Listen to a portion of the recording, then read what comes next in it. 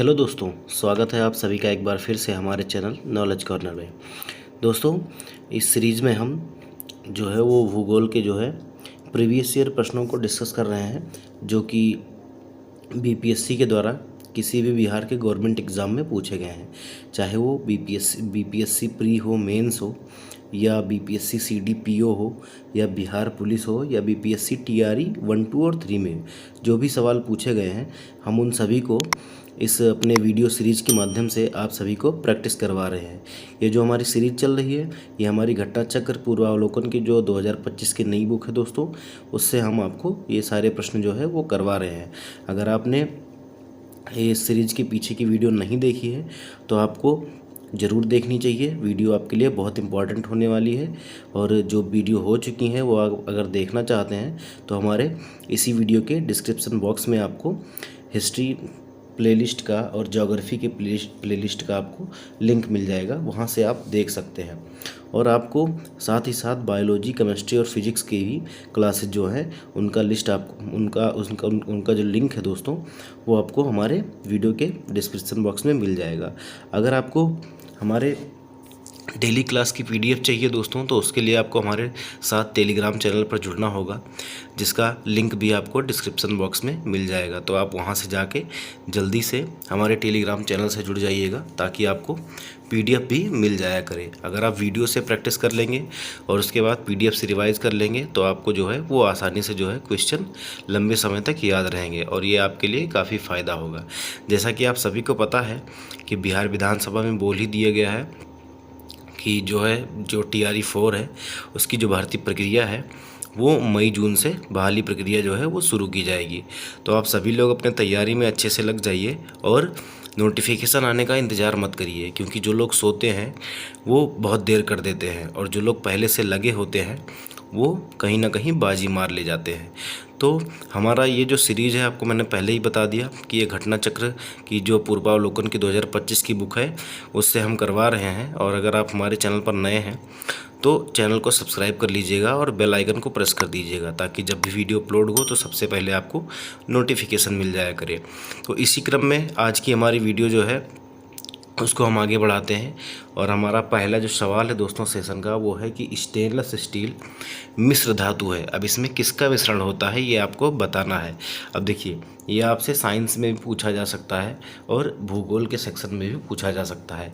अब ये जो हमारा सवाल है वो हमारा 38वीं बीपीएससी में 1992 में पूछा गया है।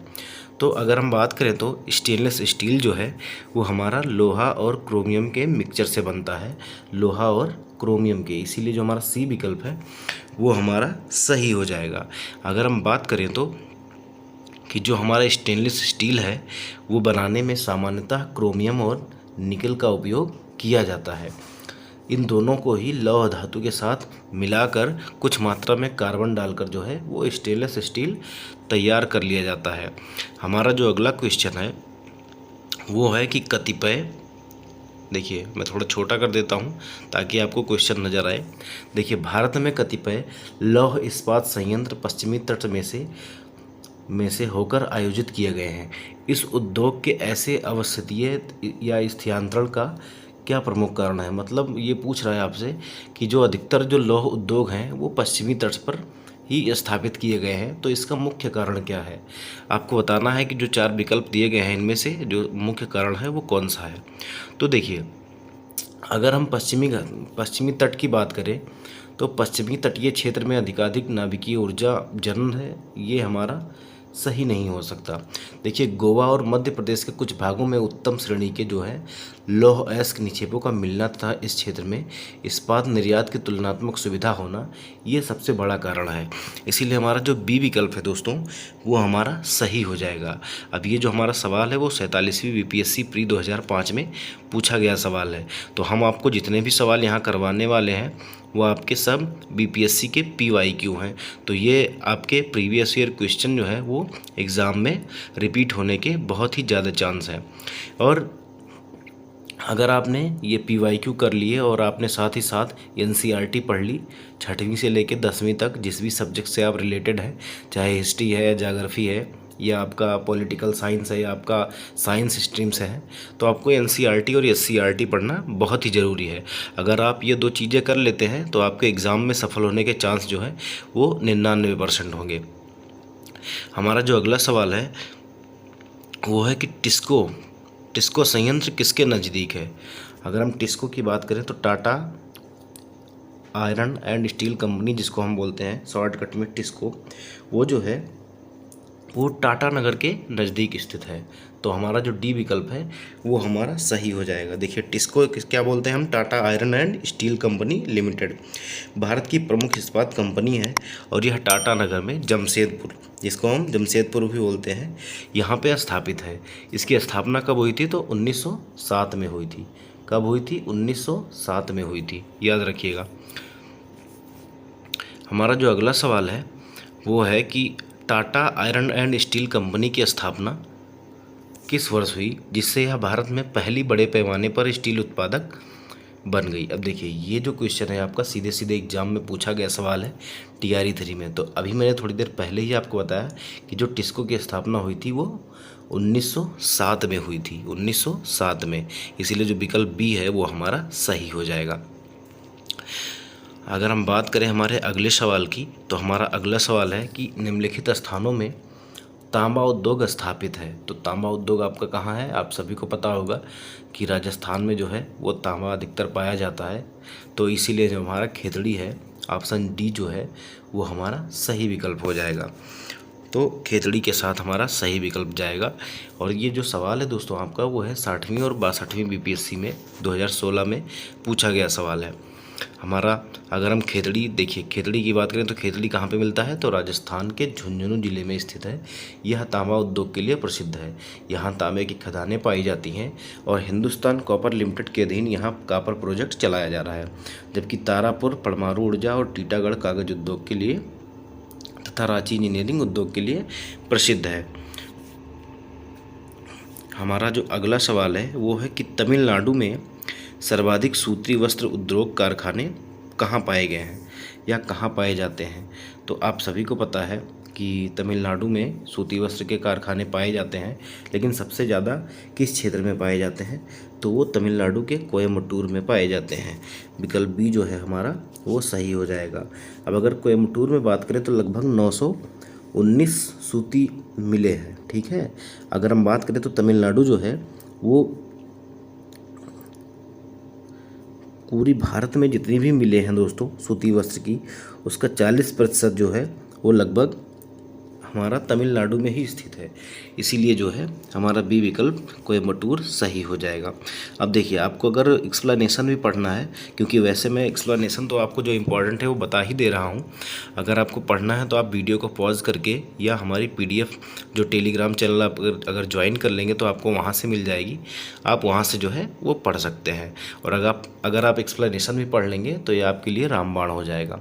देखिए हमारा जो अगला सवाल है वो है निम्नलिखित में से कौन सा उद्योग का केंद्र है? कौन सा उद्योग का केंद्र है? बोकारो, भीलवाड़ा, सानंद, तारापुर। तो अगर हम बात करें तो जो भीलवाड़ा है दोस्तों वो जो है वस्त्र उद्योग का क्या है? केंद्र है। इसीलिए जो हमारा बी विकल्प है वो हमारा सही हो जाएगा। ये सवाल आपका BPSC CDPO प्री 2022 में अभी हाल ही में पूछा गया सवाल है। अगर हम बात करें तो दिए गए सभी विकल्पों में जो है वो भीलवाड़ा जो है वो वस्त्र उद्योग का केंद्र है, और बाकी सब जो है वो हमारे खनिज उत्पादन के दृष्टिकोण से रिलेटेड है। हमारा जो अगला सवाल है वो है कि बिहार में डालमिया नगर किसके लिए प्रसिद्ध है? बिहार में डालमिया नगर किसके लिए प्रसिद्ध है? तो बिहार में जो डालमिया नगर है वो मुख्यतः सीमेंट उद्योग के लिए प्रसिद्ध है। इसीलिए हमारा जो विकल्प बी है वो हमारा सही हो जाएगा। ये आपके लिए दोस्तों इम्पॉर्टेंट सवाल हो सकता है, क्योंकि जो बिहार में डालमिया नगर है वो सीमेंट के लिए प्रसिद्ध है। और आप ये याद रखिएगा, एक बार इससे रिलेटेड क्वेश्चन आपके TRE 3 में पूछा जा चुका है।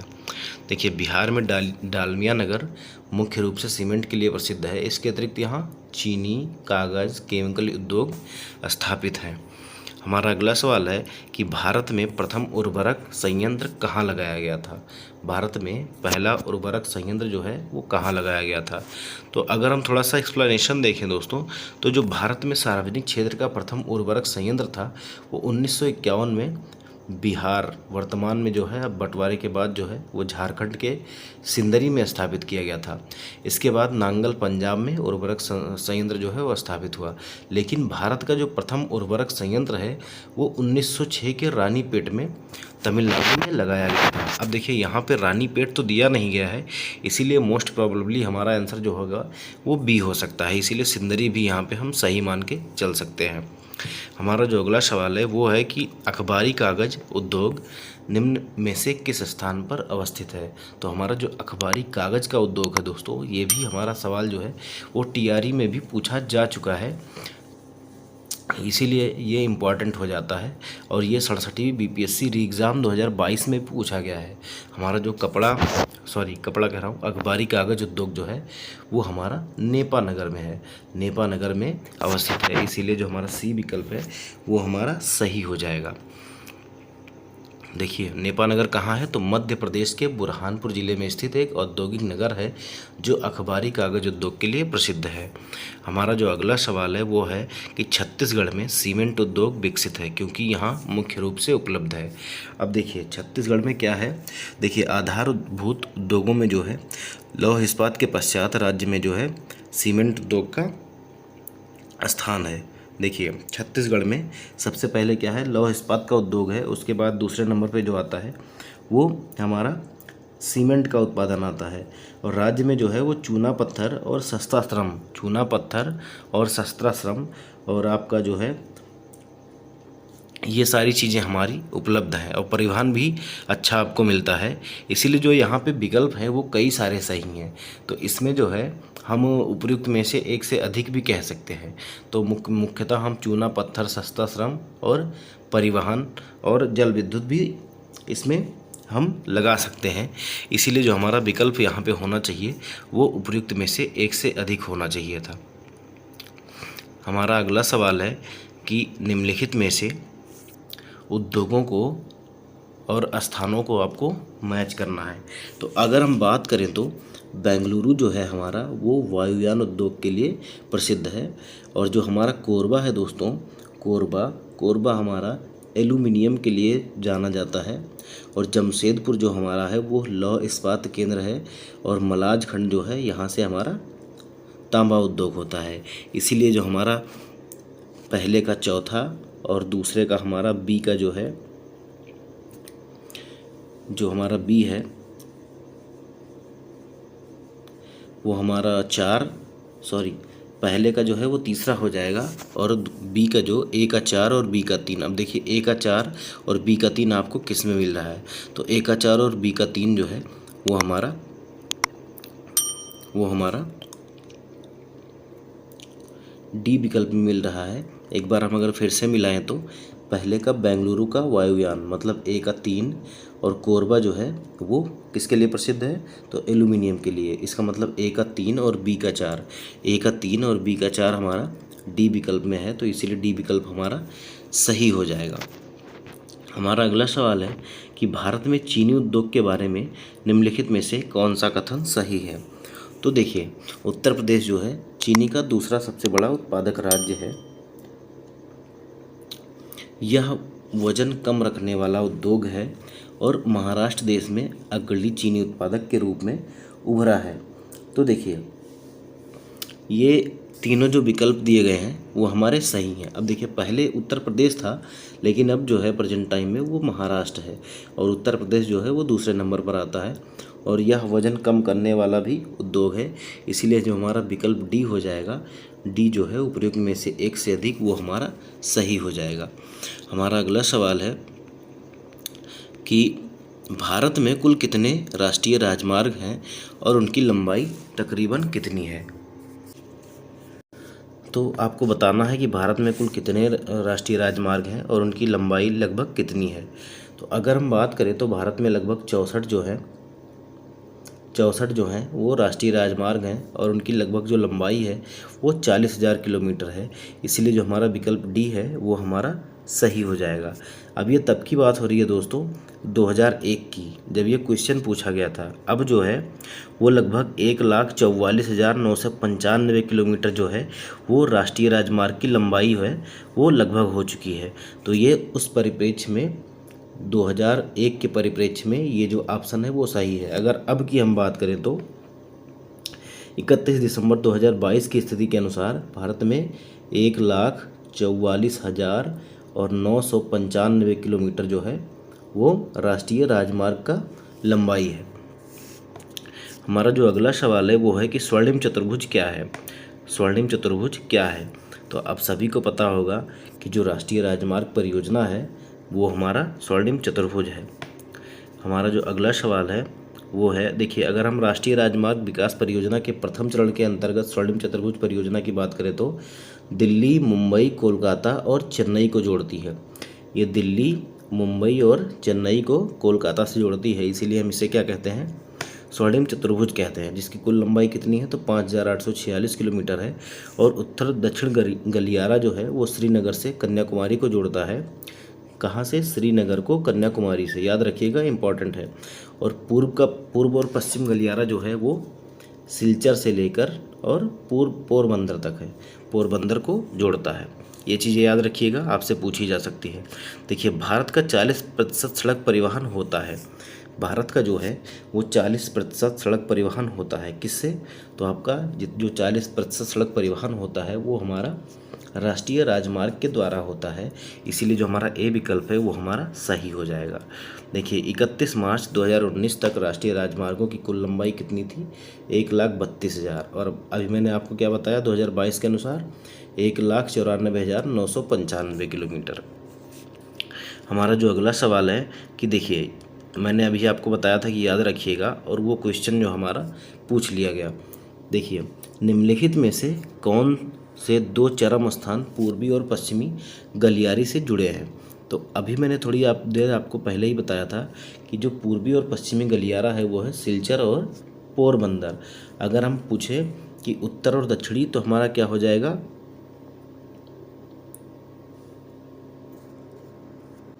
कश्मीर से हमारा कन्याकुमारी को जोड़ता है। अगर इसकी जगह पूर्व पश्चिम की जगह उत्तर दक्षिण होता तो वहाँ हमारा जवाब क्या हो जाता कि श्रीनगर से जो है वो कन्याकुमारी को जोड़ता है। अब श्रीनगर कहाँ है? तो जम्मू कश्मीर में है। अब ये जो सवाल है आपका वो बीपीएससी टीचर 9वीं 10वीं के एग्ज़ाम में पूछा गया है, इसीलिए जो हमारा इसका विकल्प जो है सी जो है वो सही हो जाएगा। हमारा अगला सवाल है कि भारत में सबसे पहले रेल मार्ग बनकर तैयार हुआ। तो आप सभी को पता है कि 1853 में जो है वो पहली बार रेल हमारी चली थी। कहाँ से? मुंबई से ठाणे के बीच में। देखिए भारत में लॉर्ड डलहौजी के काल में सर्वप्रथम रेल मार्ग 1853 ईस्वी में बनकर तैयार हुआ, जिस पर 16 अप्रैल 1853 को मुंबई से ठाणे के बीच पहली ट्रेन चली थी। देखिए बड़ी लाइन की दो पटरियों के बीच की दूरी कितनी होती है? तो बड़ी लाइन के दो पटरियों के बीच की दूरी कितनी होती है? तो आप सभी को जो है वो जो रेलवे लाइन के जो गेज हैं दोस्तों उसको आपको ज़रूर याद कर लेना है, क्योंकि ये जो है वो एनसीईआरटी में दिया हुआ है। तो इसीलिए आप लोग ये जो है मीटर गेज और ब्रॉड गेज और आपका जो छोटी लाइन या स्मॉल गेज होता है वो आप ज़रूर याद रखिएगा। देखिए यहाँ पे बड़ी लाइन के लिए पूछा गया है, तो बड़ी लाइन जो होती है वो 1 दशमलव मैं आपको लिख के बता देता हूँ, 1.676 मीटर। अगर मीटर में बोलें तो 1.676 मीटर, और अगर हम एमएम में बोलें तो ये कितना हो जाएगा? 1676 एमएम। अब अगर हम इसी को फीट में बात करें तो ये कितना हो जाएगा? ये हमारा हो जाएगा 5.5 फीट। 5.5 फीट याद रखिएगा, कितना? 5.5 फीट। तो ये जो है वो हमारा जो ब्रॉड गेज है उसके पटरियों की बीच की जो दूरी होती है वो हमारी 5.5 फुट हो जाएगी। इसीलिए बी विकल्प हमारा सही हो जाएगा। अब अगली बार आपसे क्या पूछ सकता है कि कितने, अगर मीटर में पूछ लिया तो आप क्या बताओगे? तो 1.676 मीटर। और एमएम में पूछ लिया तो 1676 जो है वो एमएम है। और अगर फीट में पूछा तो 5.5 फीट। अगर हम बात करें कि मीटर गेज की, तो आपका मीटर गेज में जो होता है वो 1 मीटर होता है। मीटर गेज में जो आपका होता है, मीटर गेज में वो 1 मीटर का होता है। और आपका जो ब्रॉड गेज होता है, जिसको हम बड़ी लाइन बोलते हैं, ब्रॉड गेज में मैंने अभी आपको बताया कि 1.676 मीटर या 1676 बाकी 5.5 फीट आप जानते ही हैं।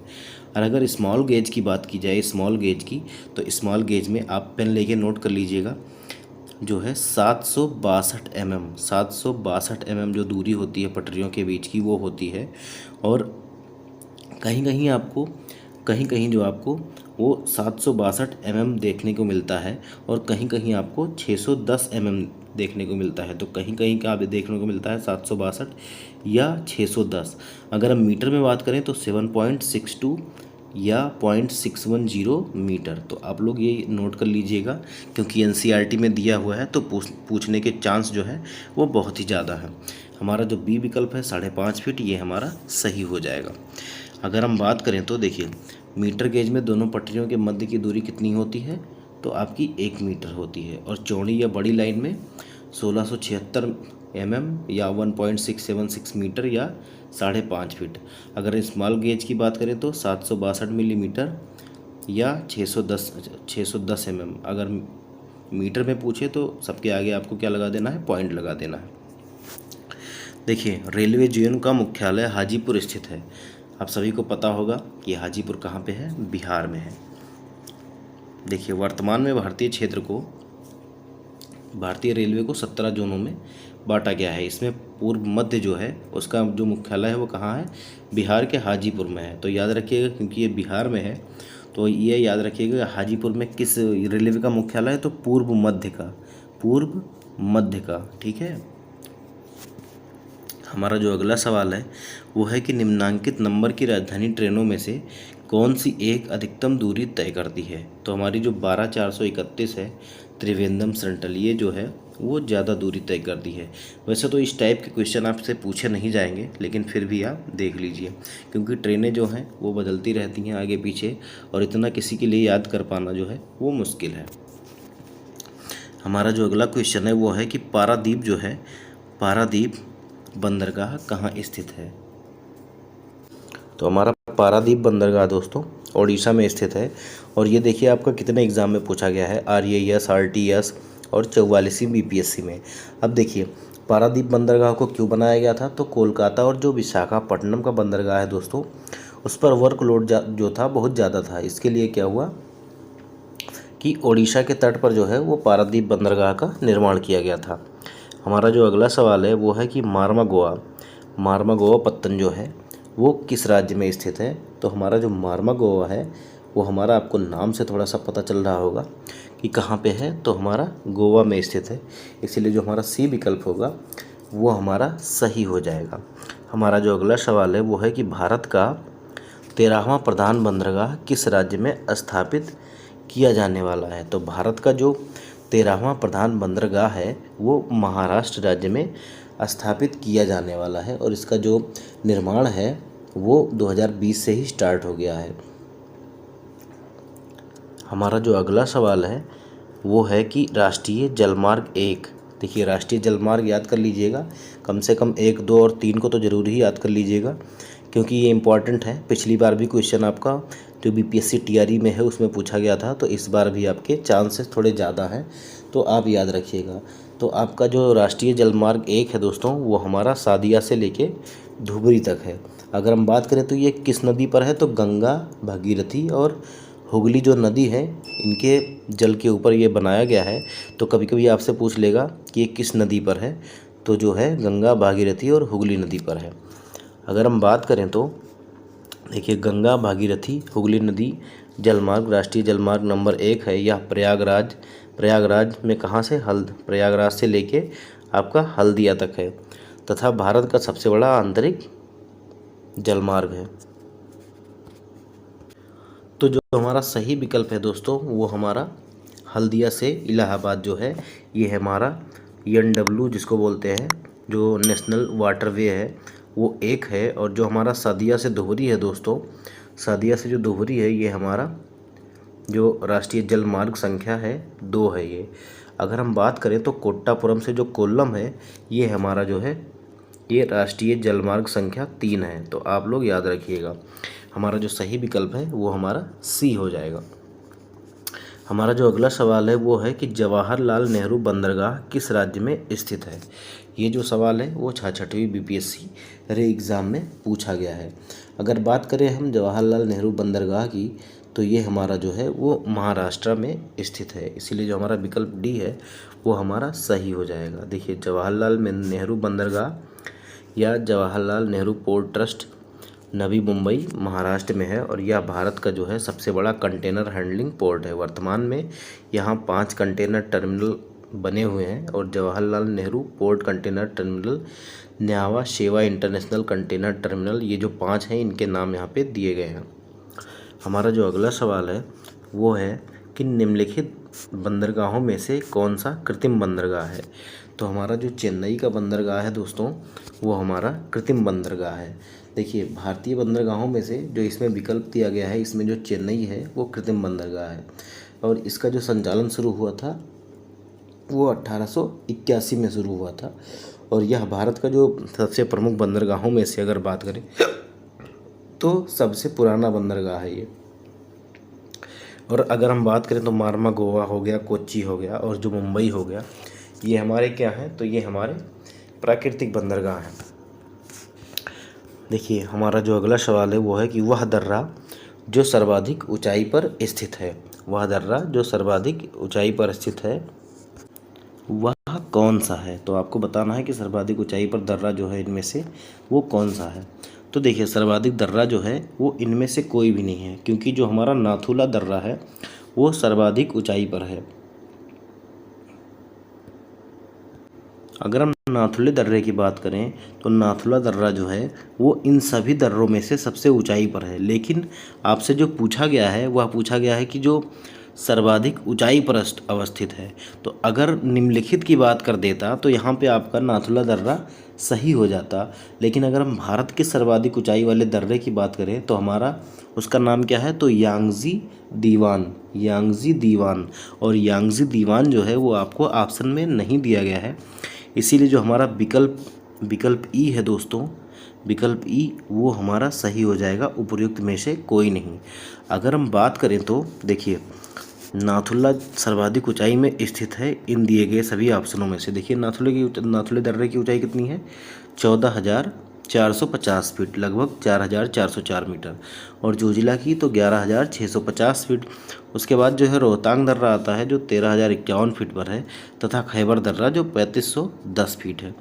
अब देखिए, जो भारत का सर्वाधिक ऊंचाई वाला दर्रा है वो कौन सा है, तो यांगजी दीवान है जो 5,890 मीटर की ऊंचाई पर स्थित है। क्योंकि विकल्प में वो नहीं दिया गया है, इसीलिए आपका जो ऑप्शन ई होगा उपयुक्त में से कोई नहीं, वो सही हो जाएगा।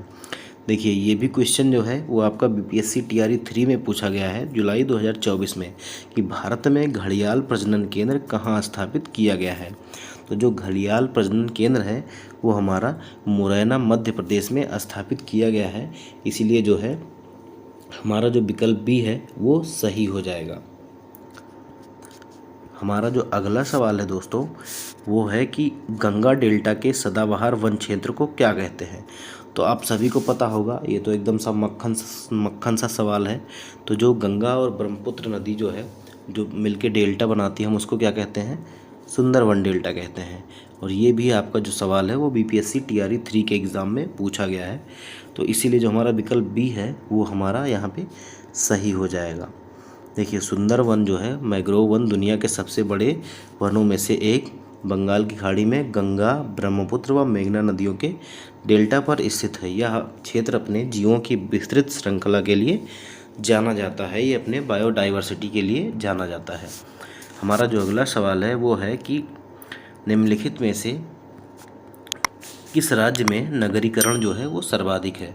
तो देखिए, जो गोवा है हमारा 2011 की जनगणना के अनुसार जो गोवा है वहाँ पर जो है वो नगरीकरण जो है सर्वाधिक है, इसीलिए हमारा ए विकल्प जो है वो सही हो जाएगा। आपका ये भी सवाल जो है वो बीपीएससी 11 और 12 के टीचिंग एग्ज़ाम में पूछा गया सवाल है।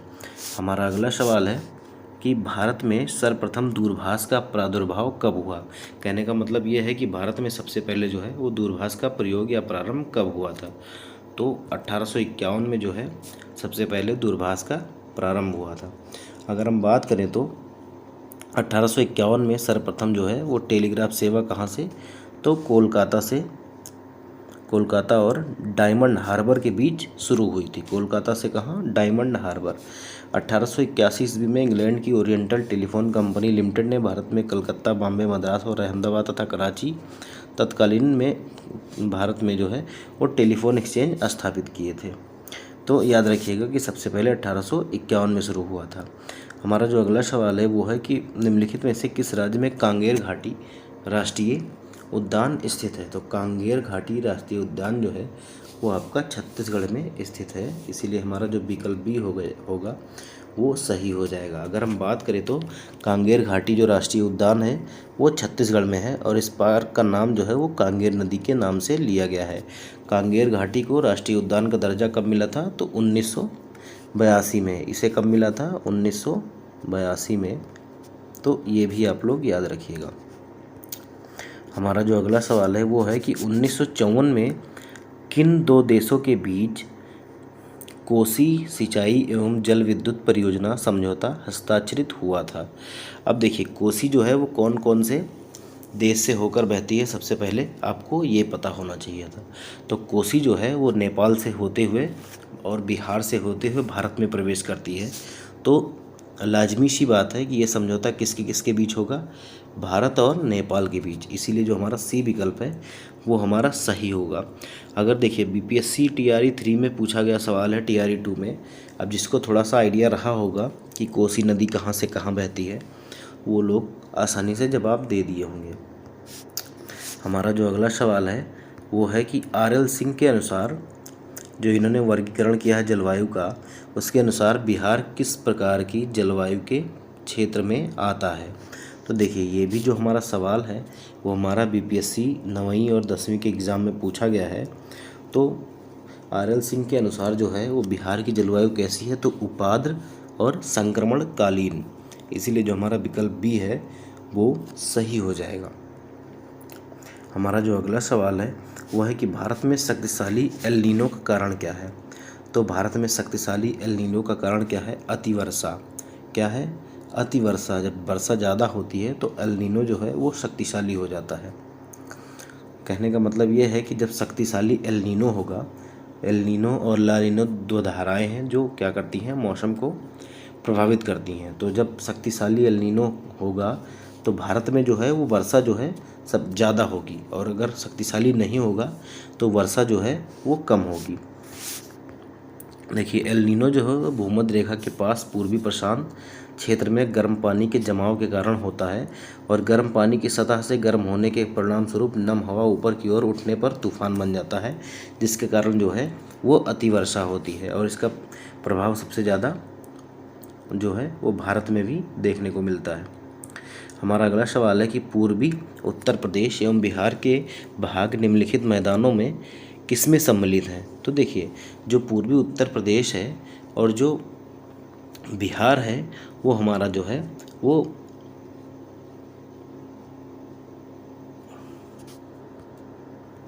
ये हमारा जो है वो मध्य गंगा के मैदान में आते हैं, इसीलिए जो हमारा विकल्प बी है वो हमारा सही हो जाएगा। अब देखिए ये जो सवाल है आपका वो बीपीएससी सीडीपीओ प्री 2022 में पूछा गया है।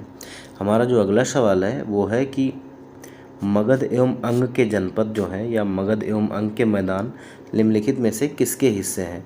तो देखिए थोड़ा सा सवाल इसने चेंज किया है। अभी ऊपर आपसे पूछा था कि पूर्वी उत्तर प्रदेश और बिहार किस क्षेत्र में आते हैं, अब आपसे पूछ रहा है मगध एवं अंग के मैदान। तो मगध और अंग के मैदान जो हैं वो निम्न गंगा मैदान के अंतर्गत आते हैं, निम्न गंगा मैदान के अंतर्गत, इसीलिए जो हमारा विकल्प सी है वो हमारा सही हो जाएगा। अगर हम बात करें तो अंग और मगध जो हैं वो 16 महाजनपदों के भाग हैं, और अंग महाजनपद की राजधानी क्या थी, चंपा थी। यह वर्तमान जिले बिहार के मुंगेर एवं भागलपुर जिलों के अंतर्गत आता है, और मगध की राजधानी ग्रीवेज थी, और बाद में इसकी जो राजधानी थी वो पाटलिपुत्र बनाई गई और दोनों महाजनपद जो हैं वो निम्न गंगा के मैदान में आते हैं। देखिए गंगा का जो मैदानी क्षेत्र है उसको 3 भागों में बांटा गया है, उच्च गंगा का मैदान और मध्य गंगा का मैदान और निम्न गंगा का मैदान। तो अंग और मगध जो हैं वो हमारा निम्न गंगा के मैदानी भाग में आते हैं। ये जो आपका सवाल है वो स्कूल टीचर और हेडमास्टर में पूछा गया सवाल है। अगर हम बात करें कि वाल्मीकि टाइगर रिजर्व, देखिए बहुत ही इम्पोर्टेंट है, बिहार से रिलेटेड है और बार बार आपके किसी भी एग्ज़ामों बिहार का पूछा जाता है। तो याद रखिएगा कि जो वाल्मीकि टाइगर रिजर्व है वो हमारा पश्चिमी चंपारण ज़िले में स्थित है। अगर हम हमारे अगले सवाल की बात करें तो देखिए कुरियर डाक सेवा से प्रतिस्पर्धा करने के लिए भारतीय डाक ने जो द्रुत डाक सेवा है जिसे हम स्पीड पोस्ट के नाम से जानते हैं उसका संचालन कब शुरू किया था? तो 1986 में जो है वो भारतीय डाक ने या भारतीय डाक विभाग ने जो है वो स्पीड पोस्ट की सर्विस शुरू की थी। हमारा अगला सवाल है कि भारत का स्थलाकृति मानचित्र निम्न में से किस संगठन के द्वारा बनाया जाता है? अब ये भी आपका बीपीएससी टीचर एग्ज़ाम में पूछा गया सवाल है दोस्तों। तो जो भारतीय सर्वेक्षण विभाग है उसके द्वारा जो है जो हमारा भारत का जो स्थलाकृति मानचित्र है वो बनाया जाता है। हमारा अगला सवाल है कि हैदराबाद शहर निम्नलिखित में से किन देशों में स्थित है? तो देखिए किसी को लग रहा होगा कि ये सवाल बहुत ही आसान है, हम सीधे सीधे भारत टिक कर देंगे, लेकिन ऐसा नहीं है दोस्तों। हैदराबाद नाम का जो शहर है वो हमारा भारत में भी पाया जाता है और पाकिस्तान में भी पाया जाता है। इसीलिए जो है हमारा जो विकल्प होगा ई विकल्प उपयुक्त में से एक से अधिक जो है वो सही हो जाएगा। देखिए अगर हम बात करें तो हैदराबाद नाम का शहर जो है वो पाकिस्तान के सिंध प्रांत का दूसरा बड़ा शहर है और जो है हमारे भारत में जो पड़ता है वो हैदराबाद, जिसकी राजधानी क्या है? तेलंगाना है। इसीलिए जो हमारा विकल्प ई है उपयुक्त में से एक से अधिक वो हमारा सही हो जाएगा। तो दोस्तों ये थे हमारे आज के क्वेश्चन थे। उम्मीद करता हूँ कि आपने वीडियो को लाइक कर दिया होगा और चैनल को अगर सब्सक्राइब नहीं किया है तो कर लीजिए, ताकि जब भी हमारी वीडियो अपलोड हो तो आपको सबसे पहले नोटिफिकेशन मिल जाया करे। और अगर आप हमारे टेलीग्राम चैनल से अभी तक नहीं जुड़े हैं तो डिस्क्रिप्शन बॉक्स में जाके और लिंक पे क्लिक करके टेलीग्राम चैनल से जुड़ जाइए। वहाँ पर आपको बीपीएससी TRE 4 से एग्ज़ाम से रिलेटेड जो है वो लेटेस्ट न्यूज़ भी आपको मिलती रहेगी और साथ ही साथ में जो हमारे क्लास की PDF भी मिलती रहेगी। तो आप अपनी तैयारी को अच्छे ढंग से और लगातार करते रहिए। आप ये मत सोचिए कि जब नोटिफिकेशन आएगा तब हम तैयारी शुरू करेंगे। तो मिलते हैं इसी तरह के बढ़िया क्वेश्चन और धमाकेदार प्रश्नों के साथ अगले वीडियो में। तब तक के लिए धन्यवाद।